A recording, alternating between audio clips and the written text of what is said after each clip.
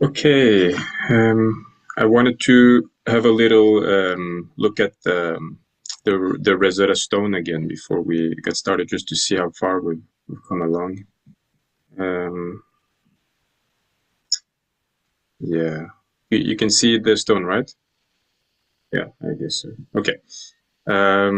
So right, we've not even come to the beginning of the hieroglyphic portion. We're all basing it on the composite reconstructions so far. For the demotic portion, we should have come. Today we will start right about, right around here. So what is that? 1, 2, 3, 4, 5, 6, 7, 8, 9, 10, 11, about 11 lines down. And we see that as we go along, the stone gives us more and more of those initial portions of each line. So it becomes easier.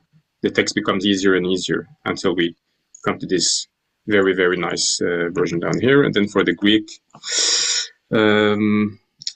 prosekon is one thing that we will read today. So we're at about here.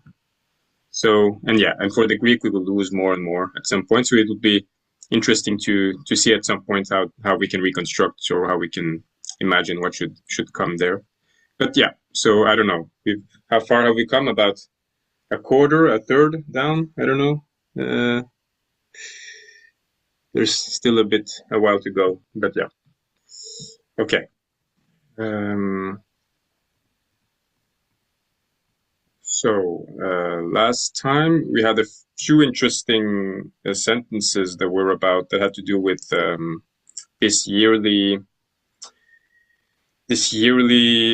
sail trip or whatever journey that the priests of Memphis or various priests of Egypt did down to Alexandria for some kind of meeting down there. I imagine some kind of meeting between the royal power and the priesthoods of Egypt. And then there was the idea is that Ptolemy seems to sort of relieve them from having to do that yearly duty, as far as I understood it. And then there was also this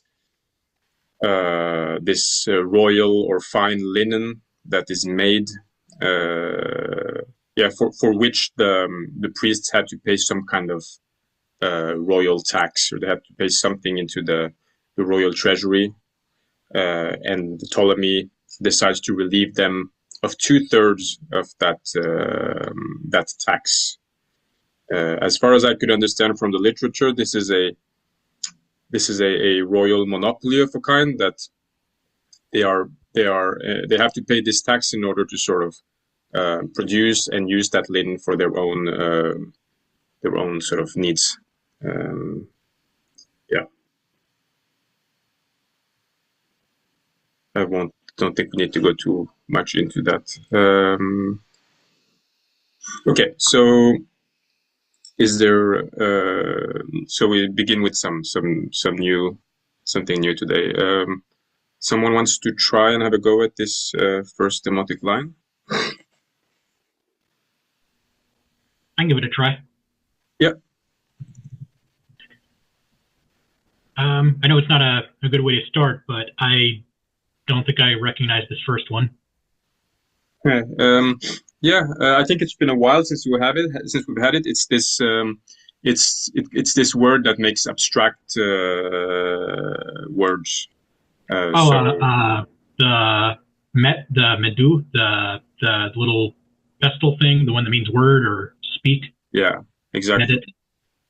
So we get this Saidic ment, right? For Baharic, it's just met, right? Or meti, or what is it? Yep. Yeah, met. Met. Yeah. Okay. So we have this is what is that sign anyway? What is that glyph that we have in Medu? It's I don't know what it represents. It's this long thing, right? This vertical something. S43. S43. Okay. Let's go.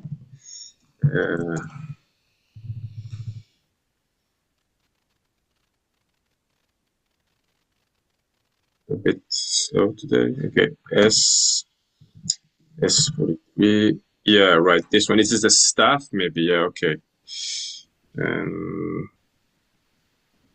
S43 is a walking stick, and it comes, of course, in the word for words or for speaking, or the word for staff, which is also medu. So that's what we have in this thing.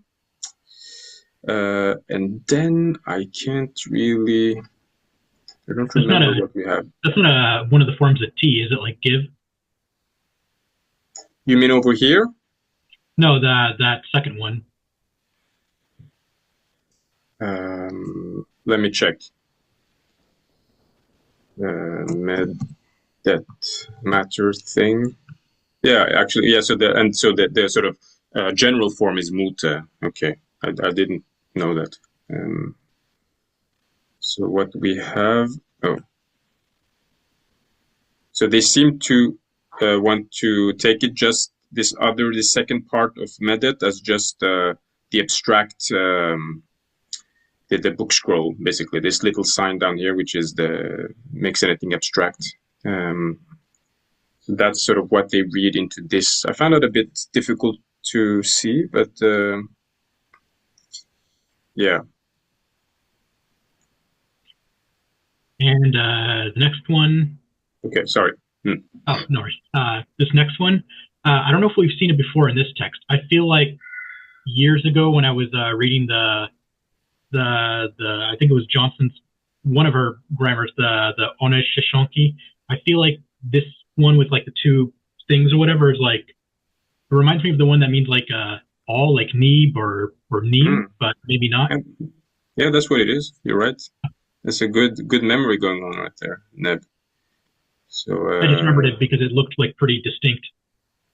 Is this like this, nim? Yep. Yeah.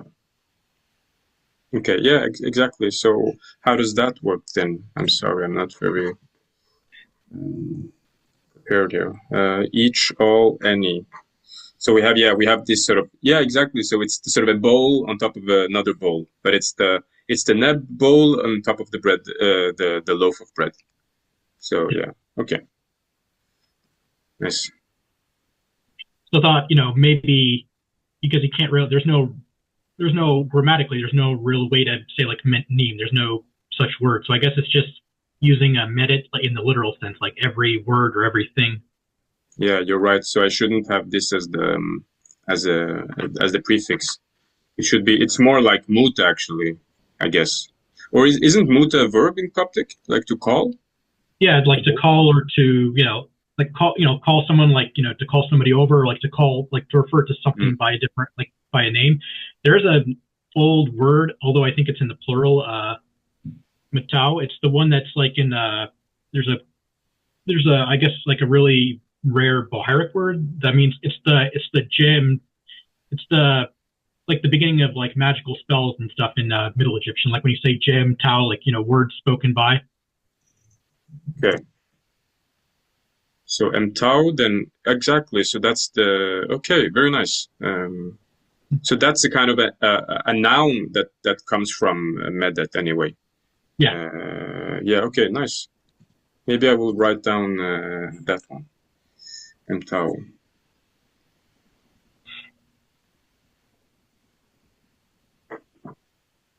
Okay. And the next one, I don't know if that's one or two different glyphs, but if it's two, I'm going to say like the first one is like the like just like a vowel, and then the second one maybe is iri, like the one that means to do. Yeah, this one is definitely iri, and they sometimes come together, all three of them, to form the so-called past participle. So the thing that we've seen as ir. Yep. So this is just a reed leaf, and maybe you're right, like the so the reed leaf and the little spiral u, and then the iri verb, and that makes up the past participle. All right. The next one looks familiar, but I don't remember. Yeah, we've never had this, but we've had this for another verb that we had. Maybe we can go up again. Just that's a determinative. For example, here. So it's the determinative that includes some kind of the walking legs. In this case, it was for the verb iu. No, ui. And this verb, it's what becomes ho.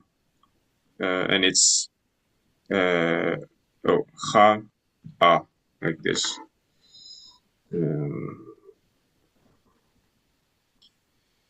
I see. Like this. And I think then, so you have the ha glyph here, which is the flower, and then which is sort of in a ligature with the aleph bird. That's what's in this. And then here we have the at least the legs, the walking legs. I see. All right. This next part, like the only guess I have so far is just, again, like the one of the forms of D, like give, like the little loop that's like the circumflex looking thing that's like bending down. But other than that, I wouldn't know what it is. Yeah, this one is tricky. It's a short form for one of the definite articles or possessive articles, actually. Pa, I, u. I think we've had it. So the sort of more idealized form has to be something like this, and it has shown up a couple of times before, I think, but it's not so common. Oh, why am I not able to? Okay, pa, I, u, there, which has this very sort of abbreviated form. Maybe it only occurs in the Rosetta Stone, for all I know. No, it doesn't. I see it's down here as well, for example. So it's not an uncommon here as well. So yeah. So I don't know how to get all those glyphs into that, but it's a very abbreviated form anyway. So yeah, that's what that is. This one is a bit tricky. Sorry? Presumably a noun. Yeah, exactly. For it. Yeah, I'm going to need some help. Yeah, you have these three. These are the regular reed leaves. So this is a Y sound of a kind. And then in this case, the verb is, I'll just say it, the verb is gi, and it becomes ki, as in form or something like that, appearance, form, something. This is the tut determinative, so the sort of image, the statue. Yeah. I think we've had it for some royal names earlier when we've had a tut or image or anything like this. And then this is supposedly a ligature of G and R. I can maybe see the G that we have in Johnson. If I go to Johnson, this kind of thing here, maybe with some, yeah, maybe not. Let's see what the DPDP. Sometimes I'm getting a bit frustrated with the DPDP for some of these forms because, right, we have the Rosetta Stone. It looks like this. It looks kind of mangled and weird, and then the DPDP makes it look like this, and it doesn't quite look the same. And then within that, they see a G and an R. While for other forms, like the one to the left here, it's much clearer that this is just a G with a Y after it. Yeah, I don't know if we have. Yeah, right, like this one, I think is a much better example of a uniliteral G. But anyway, and for all I know, this is just a G, all of it, like the entire thing. Just it's a bit sort of diagonal instead of being horizontal. I don't know. So I don't really know how they sort of figure out that this specifically is something else. But okay. But there is an R in there, right? Like the mouth, so it's a GRY. Yeah, I guess so. It should be GRY, but it's sort of always transcribed here as GY, and and that's the original form, and the later form doesn't have an Can we R look unless at the the? R. Oh, sorry to interrupt. Can we look at that original Yes. QJ, the TLA? Because yeah, I don't think it's supposed to have an R. It's always been. Yep, there you go. So it has an aleph anyway sometimes, which we also see in some of the demotic spellings.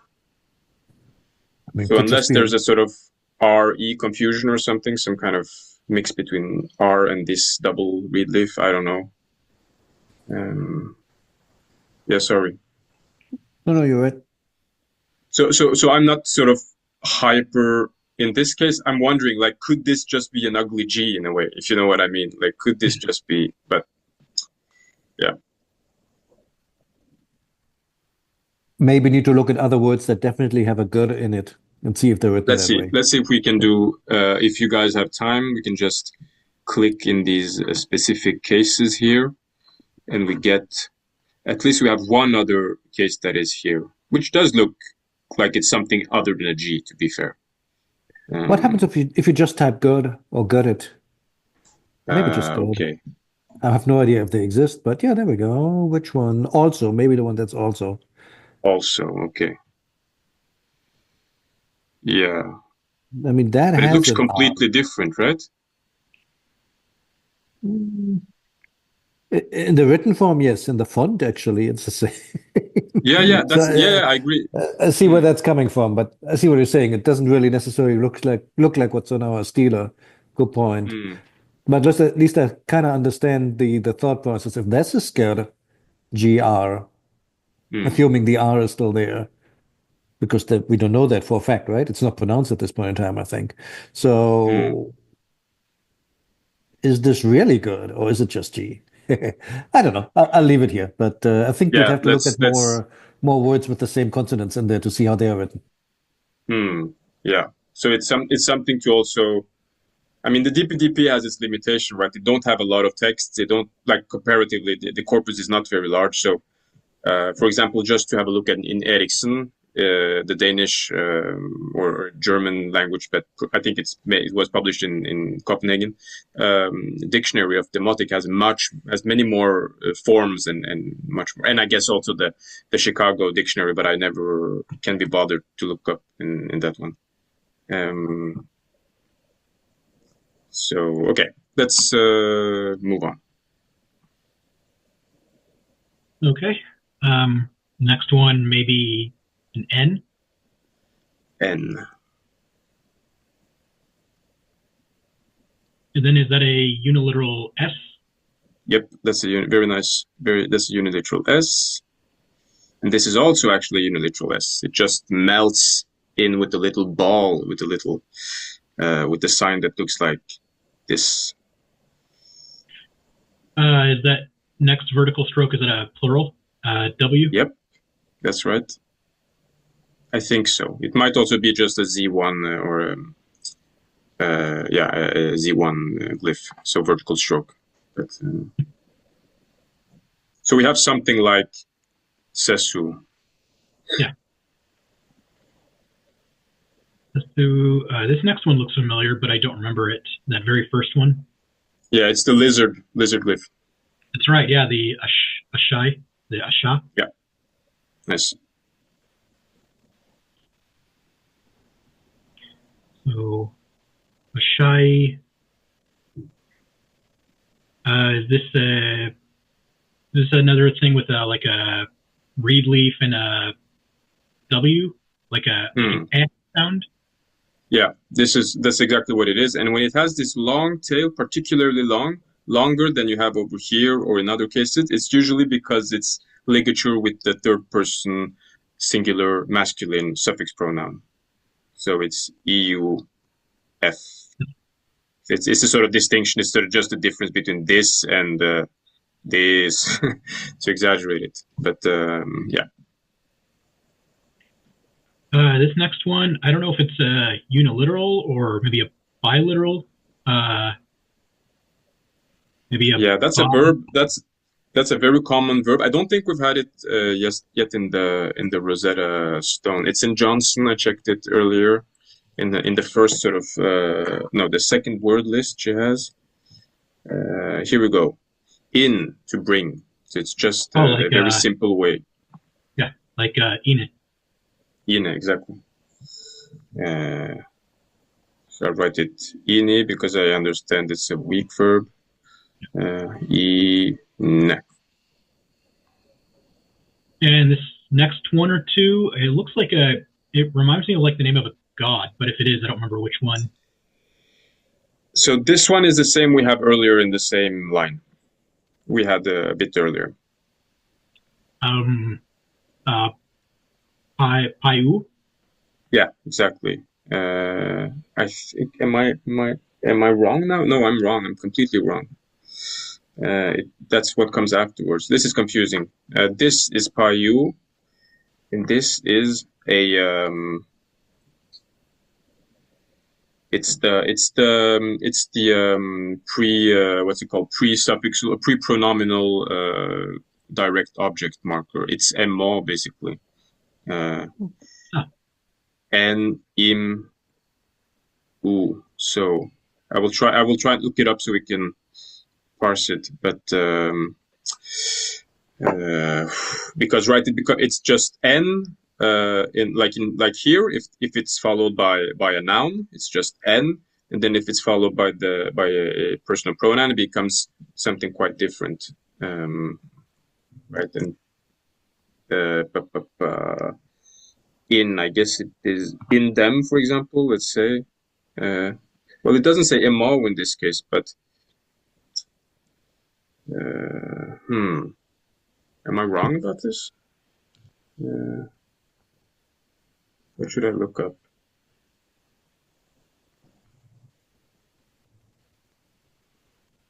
En, im. This is just a preposition. It's not really the object marker.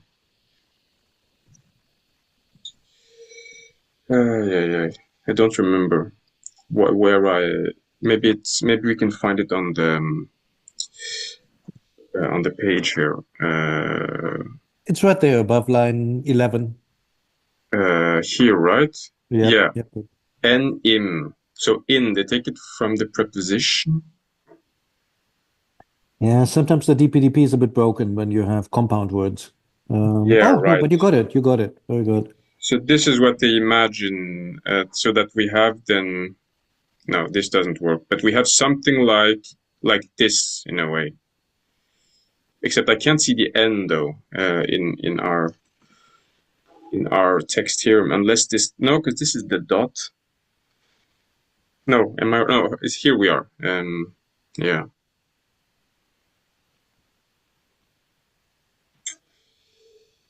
Wait, but this is a bit earlier, isn't it? Oh wait, no, I'm confused now. Yeah, me Sasu, too. Asha, Iu, Ini. Yeah, this comes after Ini. You're right. This is after Ini. So we have ini here, and then they want us to. So and the DPDP wants it to be en im, and they give us this little picture of the mangled stone, and yeah. So I think it's just really hard to see the n, and they kind of they sort of imagine this has to be what it is in a way. Yeah. So I don't think, I don't know how clear that was, but so if it's, no, this is the one, en im, we have something like this, So n, and then this glyph is im, and then the dot is just yeah. This becomes a bit absurd right now. But, yeah. Anyway, that's what the DPDP says it is, so that's what I. Okay, yeah, I'll run with it. All right, next one. I don't know if that's one or two glyphs. Maybe in R with like a definite article. Yeah, right. And this time we have definitely the same thing as here. When it's just like this, when it's not followed by an u or preceded by an n. I see. So this one's pi u. Yeah, exactly. Pi u.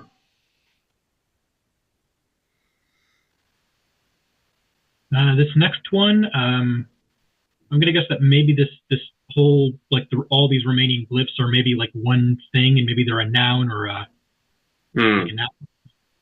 They're a noun, and they're mostly uniliterals. At least this is one letter, this is one letter, and this is one letter. So maybe the first one is a B. It's not a B, but it's the other one. It can be. Second, the D with the line under it.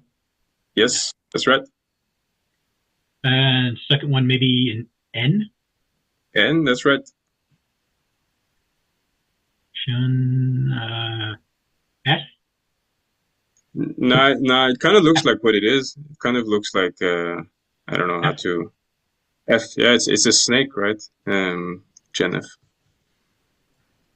And then we have the left is on the left we have the hand to mouth man determinative. I love that description. Okay, so Genef. And then this last one, well, there's a question mark, so maybe a lacuna, but is this last horizontal stroke, is that interpreted as an R or an N? It's N. It's interpreted as an N. Again, I guess it makes sense on account of the sort of straightness. It is really a horizontal line. But yeah, so there's an N, and then there's something which Spiegelberg, he reconstructs as, I think, Emter, maybe, which either, I guess, can mean truth or witness. Which one is it? Witness, right? So well, let's see how that works out.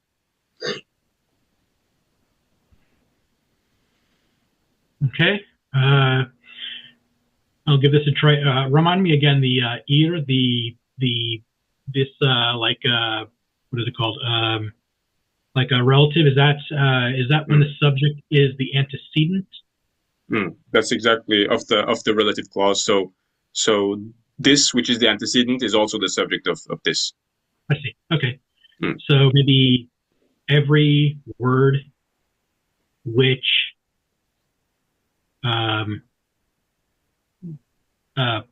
places or lets or puts their form of I don't know actually. This means time, yeah, or a period of time, a span of time, or time. So every word which puts their form of time, many or abundance, being. So this means something like for a great period of time, or something like that, or I think so.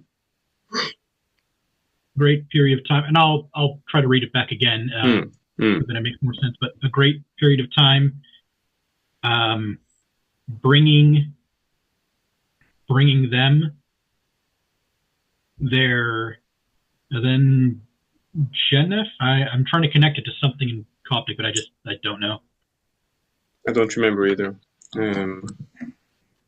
Balance, something like to bring them into balance, or something like this, in their balance, to bring them. Yeah. Of something.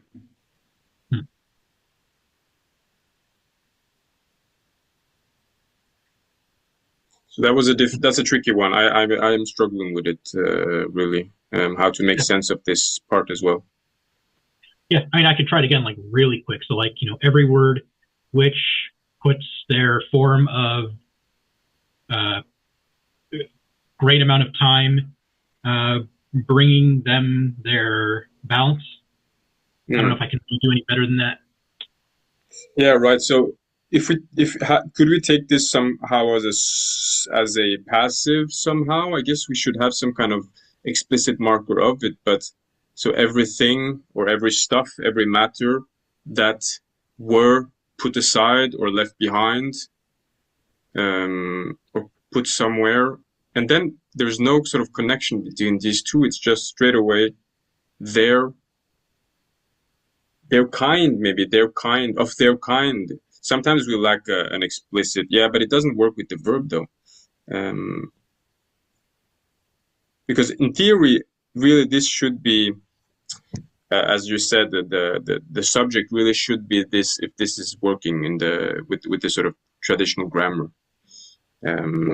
Could I ask something about the word at the beginning? Because it doesn't make sense, at least when I look at the Greek text. And I was wondering whether we should go back to the menet, the Coptic menet, menetnim, the totality. Okay. Everything. I think that can work. Do you agree, Randy? Yeah, I mean, just because it's not in Coptic doesn't mean like it's not a, like maybe, Demonic still did things in a way that were closer to earlier Egyptian. There's just no equivalent. There's no descendants in Coptic, but I mean, I guess it could just mean literally just everything or totality, like Anastasia said. So if we have, so I don't know, but menetnim or something like this, I don't know. But yeah, so a totality that sort of was left aside, or yes, has been left. Has been left. Yes. But then I have trouble with connecting it with this, with whatever this means. So it really means their kind in a way. That's what I think. But their form, their manner.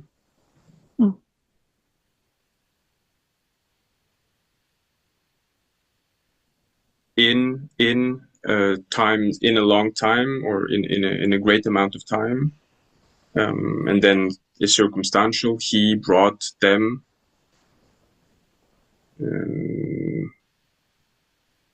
There, something. Yeah, sorry. Can it mean something like equivalent to the eisten, kathekus, and taxin in their proper order? I think that's what it's trying to mimic. Because the genef means something that's in balance, so to bring them, maybe we're missing, sometimes in demotic we miss this sort of ends that should be there. So if we have a to their balance, to their average state, in a way. For the jaunt, I did find out, I don't think I've seen this word before, but there is a jaunt, which this probably is. You haven't checked the hieroglyphic yet, but it looks like for genef, yeah, that makes sense. So sometimes if we maybe put in some extra preposition when we miss them, what happens if we have an n here? Then everything which was left behind to their form. What is that? Maybe we can move on. We can read the Greek properly, and we can come back if we get some more help from that. But let's try this, which I haven't inverted. I always invert them to mimic the stone perfectly. I was wondering about that too, because like I was looking at it a few should be times. like this. Like, I was like, I can't even see a single thing that matches up. Like. Okay, so let's see if who wants to have a go. I can take a crack at it. Okay. Wait, did this get split in half, this line? I think I make a mistake now. Before you reversed it, it started with metet, yeah. Okay, let's keep it like this, and just let's read it like this for today. I can read from left to right. I've been doing it my whole life. Yes, that's right. Okay, so metet. Metet. I'm just going to say one R, unless it's ru again. We had this before. I think it's like ru, right? I think it's this pun. So with respect to them, or like it's eru or something like this. Let's see. Yeah, het neb. Het neb. When When sen. I'm not sure about this tusk down here. Is this just a determinative, or does it have a phonetic value? I don't know. I really don't know. And typically when they have these stippled lines, it means that they're not sure either. We can maybe have quickly see what set comments for this G. So apparently or obviously corrupt, right? And then as usual, we get this ut, and then he says tu instead, right? And that we've seen before. But so Yeah. maybe it's a bit hopeless to figure that one out. Okay. Well, can we trust that in at the end? At least it corresponds to the demotic. It looks like an in anyway, like a little pot on the walking legs at the end of it. This one, yeah, okay, Yeah. nice. Is that in? I didn't even see that. Okay, let's try ini. Okay. M R. I don't know if it's if the little sun here is Sue or if it's another time word. I wonder if it's a time word that we've had once before, but I can't remember it right now. Is there a time word that starts with R? And that's what the second R is for? I don't know. Yeah, M. So it would be two R's, or can that work? Right, we have this time thing here. Okay. So maybe that's what it is. Like two R's. So yeah, okay. RR. Sure. Ow. How is that written? Is that written with an aleph or ayin? Yeah, aleph. Aleph W. Dead set. Dead. Is it like this now, or no? That doesn't work, right? Or I'm not sure. Let's see. No, I don't think so, because the subject comes afterwards. So I think I will just write set like it's. Yeah. Yeah, you're right. Why is okay. Set. Hemf. F. Ardep sen nefer.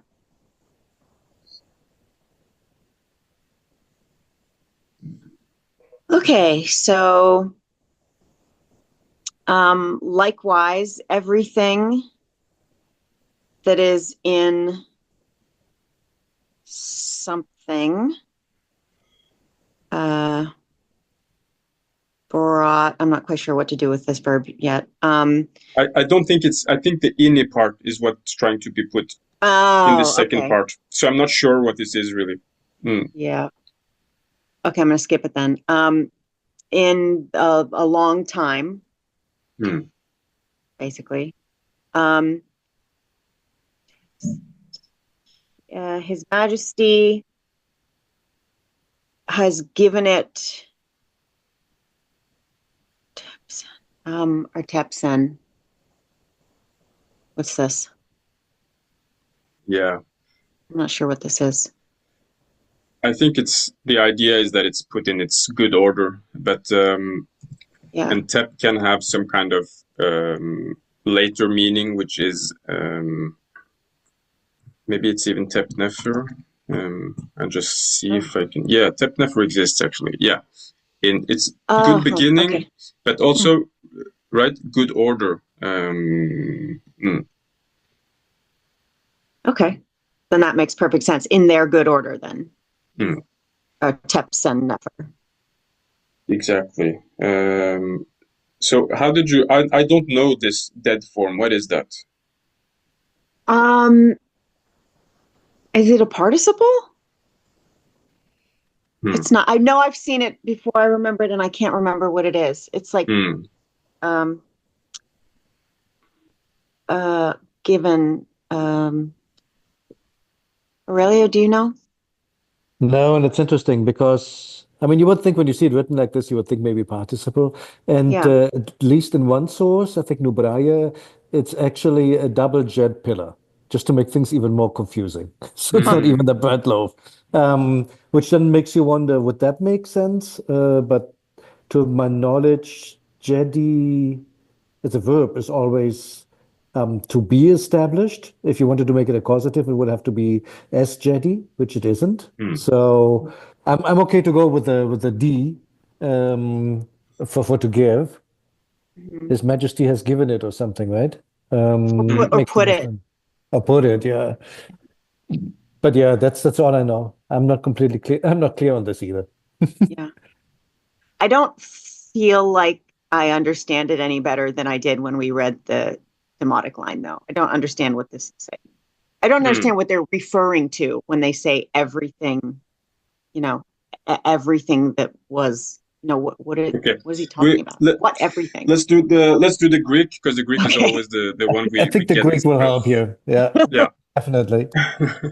I sometimes feel like I should start with the Greek, but I would just want to be true to the actual stone always. I mean, often the demotic is clear enough. This one is kind of weird. Now, That's something to keep in mind is there has been a lot of turmoil. Like I mentioned a few sessions back, his parents, I mean, Ptolemy V's parents were murdered. There's been a rebellion going on for, I don't know, 15 years or something in the south, where basically a chunk of Egypt is not even under the North's control, and you have a domestic counter Pharaoh basically running around. So I think it refers to that, the things that are not in its place, basically, like everything that's gone topsy-turvy. I think that's what he's talking about, but let's see what the Greek says. Well, but he's talking about for a long time. So what does that mean? Everything that was whatever for a long time. I mean, 15 years would do, right? Is that what he means? So everything that has been out of order for a long time? Yeah, for the last decade, I think. I think that's what he means. But again, let's see what the Greek says. Yeah. Okay. Anyone? Oh, I can give it a go. All right. Okay, so we start with an article, ta, and then we jump over the te, and the article goes with the preposition, which is a perfect tense, egleleimena. Actually, in kind of standard Greek, it would be ekleleimena, so ekleipo. So the things that have been, okay, let's discuss how we'll understand this. And then, of course, there's the te in between, which means also the things and the things. It adds on.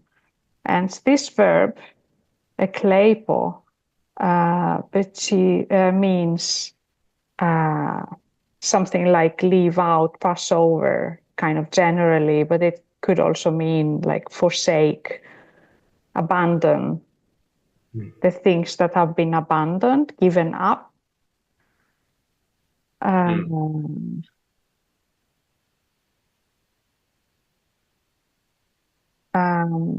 But it could also mean leave off, cease.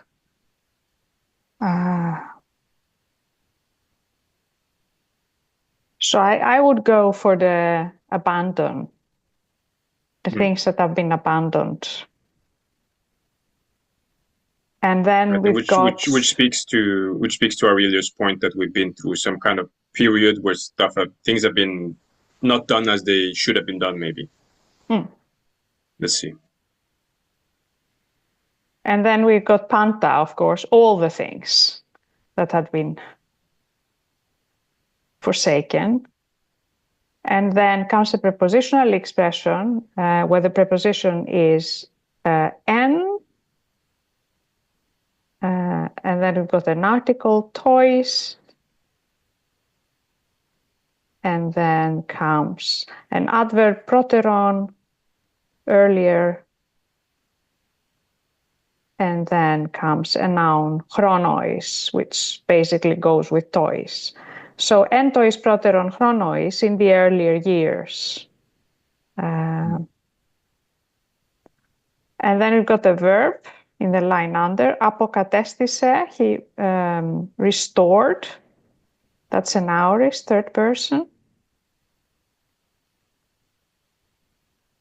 Apokatestisen. And another prepositional expression, eis, to. And then comes the article 10. And then comes a participle adjective, kathekusan, appropriate. And then taxin, it means order.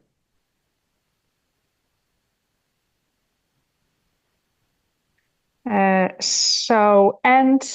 all the things that had been forsaken in the previous years, he restored into their proper order, into the proper order.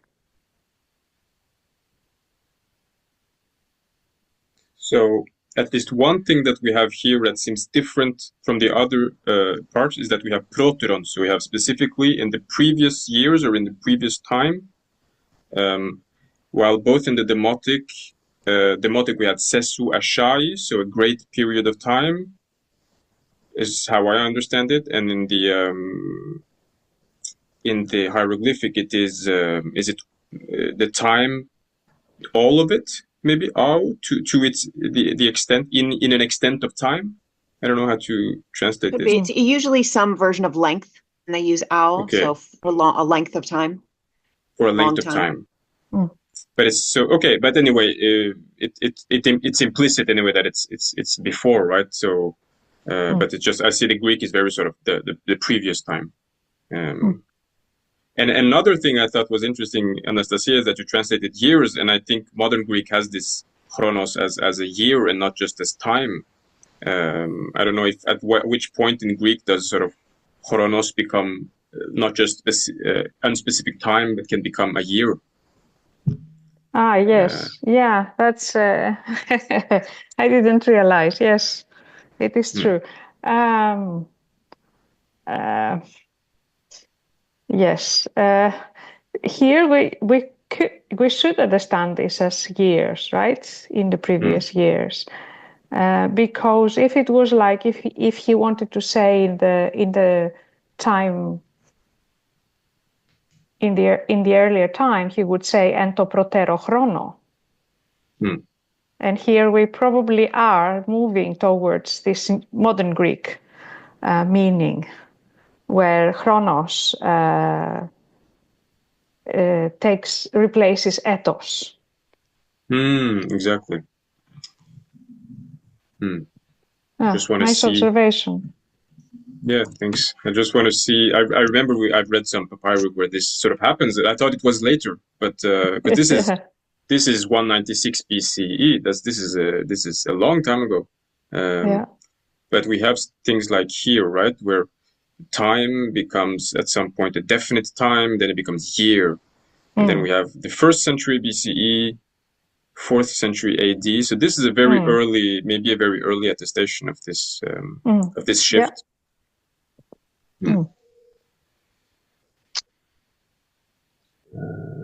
Okay. So how does this then, and then the rest, how does this then make sense of our demotic and Egyptian? I really struggle with this thing, with this part. Everything which was, and then what does this mean? Therefore? Yeah, I can it also means something like abandoned or something of that nature. But that still doesn't help with the Pao Chi afterwards. That's still weird. But what's the base meaning of Chao? To put, to place, what else? I mean, to throw, to abandon. To throw, to abandon, to dispatch. Okay. To throw, to abandon, to dispatch. And here it's somehow Abandon coupled makes with sense. abandon, right? Yeah. Abandon makes sense. Then the only thing is, what do we make out of the Paukji? Its form. They have a translation on the Rosetta Stone online. I will just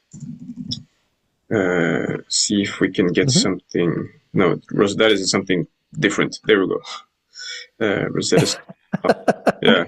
Maybe to abandon its form, abandon their form, to abandon the form of something is to neglect it. Or, maybe it's sort of a euphemism. I see what you're saying. Abandon their form like a direct object. Yeah. Could be. Okay, so okay, and that would make sense then, because we want Medet Neb to be the subject of Ko, if this makes so everything which abandoned, which left behind their form, as in their how they should be. Oh, that would make it active. Yeah. Yeah. There's sort of an implication that it's abandoned their proper form, the way they're supposed to be. I like that, because I want it to be passive, but if it were passive, it should have some kind of indicator that it's passive, I think. Right, exactly. This is brilliant. That makes way more sense why the subject would be followed by this ER plus verb construction. I was struggling with the same passive thing that you were struggling with. It's like, is that a thing? No, it doesn't have to be. Okay. That abandoned its form. I see. So not the forms were abandoned, but the thing abandoned its form. That makes good sense, I would say. For a long time, for a great amount of time, for much time. For much time. Yeah. I mean, it is kind of. Let's put it this way: I've never seen it before. This expression, it feels a bit odd, but the problem could be us. Normally, the demotic is pretty much on point, right? It's the traditional Egyptian and hieroglyphs that can be a bit like they're really looking for the most obscure words they can use, but the demotic should be just abandon their Quirk and ways. Andrew has. In the chat, things that abandon their ways. I honestly think that could be something like it. I did find I mean, this is really a long shot. I don't even know if this could possibly be it, but as a phrase like ko in, I think it was ko shracht, like leave be. That would explain at least the G and the R. But then again, it's like the shracht is like a state of form, so I would think you would need like other glyphs there.